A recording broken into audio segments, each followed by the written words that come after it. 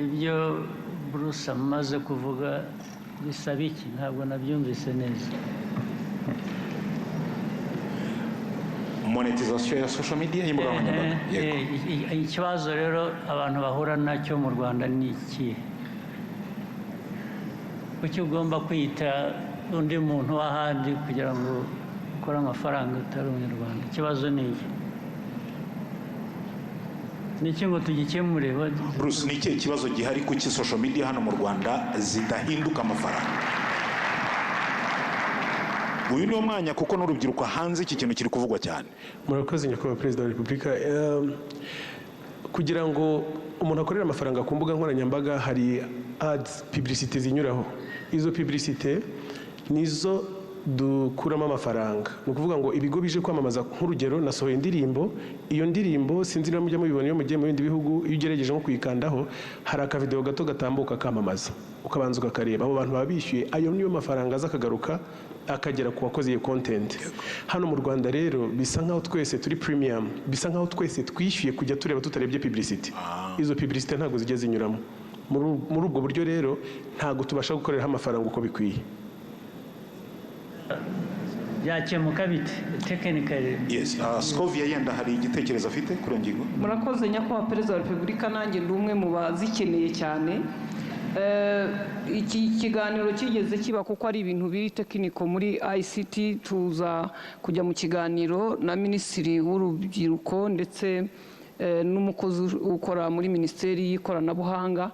Hari ibyo batubwiraga biri tekiniko, niba Minisitiri yadufasha wenda gusobanura biri tekiniko muri ICT ngira ngo nibyo cyadufasha, ariko kugira ngo zijyemo hari twanasabaga bakatubwira ngo Google ivuga ko itaziduha cyangwa n'abandi, kubera ko mu Rwanda wenda abantu babikoresha ari bake cyangwa ari bake ari benshi cyangwa badakunda kwamamaza, ariko tukavuga ngo leta y'u Rwanda ibidusabiye muri Google bakagira uko bavugana, kuko ubu mu Rwanda dukoresha Google Map.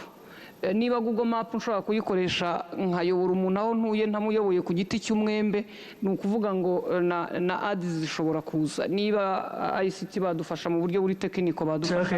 Abashinzwe IT badusobanurira. Thank you very much, Your Excellency. Nkuko bari babivuze, ibigo nka Meta, YouTube na TikTok byose bishyiraho eligibility requirements bituma ibihugu bishobora kuba byakora platform monetization, aho abafite ibihangano bashobora kubibyaza umusaruro.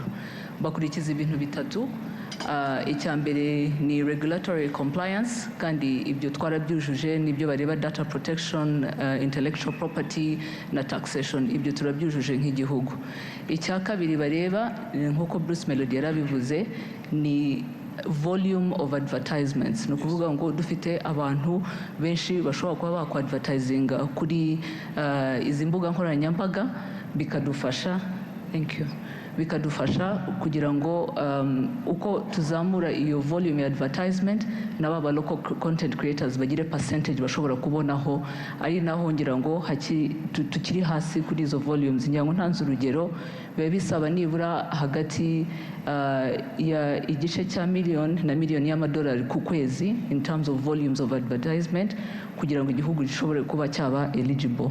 Icya gatatu ni payment infrastructure, ishobora gutuma ya mafaranga babonye bashobora kubona kuri izo mbuga nkoranyambaga ashobora kuba yabageraho, kandi ibyo turabifite. Ari ibyo bigo byose nkuko nabivuze twavuganye nabyo, ni ukuvuga ngo hariho ibintu bibiri aho batubwira ati turimo turabikora, bagenda banashyiraho ibihugu bitandukanye babyongera mu mubare w'ibihugu biri eligible, ariko bikanasaba yuko natwe twashyiramo imbaraga kugira ngo the volumes of advertisement coming from our private sector and companies ishobore kuba yazamuka kugira ngo tube eligible. Murakoze. Yes, kubitureba twakora rero specifically ni ibihe? Hari ibyo bireba abo bandi Google n'abandi, hari byaba bitureba ni biki tudakora twakora kugira ngo kuva twatangira kuganira nabo ibitureba twarabikoze, ari izo regulatory compliance zabayeho, ngira ngo dushyiraho na ririya tegeko rya data protection n'ibijyanye na intellectual property, ibyo byose birahari. Payment infrastructure zirahari, ubu ngira ngo ahasigaye hakeneye ko twashobora kuba twabyaza umusaruro izo mbuga nkoranyambaga no kuzamura iyo advertisement base. Murakoze cyane. Twayizamura dutese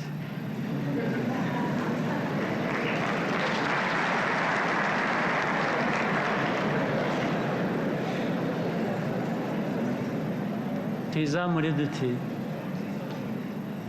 Your Excellency, I think ibi ni ukubifata twese nk'umukoro companies zose zikumva ko social media is also a platform where you can do advertisements kandi nabyo bigira iyo network effect ishobora gufasha baba local content creators bacu. Harimo kutamenya rero kwaba ngira ngo nk'aba local content creators bo bamaze kubimenya bakomeje bagirana ibiganiro na companies ubu nizo dukeneye zamenya zite to mobilize.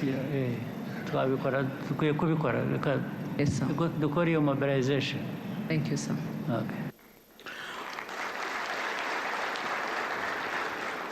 Murakoze cyane nyakubahwa Perezida wa Repubulika. Twari turi kugana ku musozo. The Speaker yaramaze kutubwira umunyarwanda twifuza. Minisitiri w'uburezi nuwe munyarwanda twifuza? Umunyarwanda twifuza n'umunyarwanda wihagije wiha agaciro. Umunyarwanda wihagije wiha agaciro. Aline, nuwe munyarwanda ubona twifuza? Umunyarwanda twifuza n'umunyarwanda ukunda umurimo akanawukora unoze. Scovia, mwanya wawe. Umunyarwanda twifuza nuwe? Twifuza umunyarwanda by'umwihariko ubasha kudakurikira ibivugwa bidafite agaciro ngo bimuteshe umwanya agakurikira umunyamakuru w'umwuga. Icyo gihe azaba ari umunyarwanda mwiza kuko amahitamo ye aba ari meza. Bruce, over to you. Twifuza umunyarwanda nka munyakazi.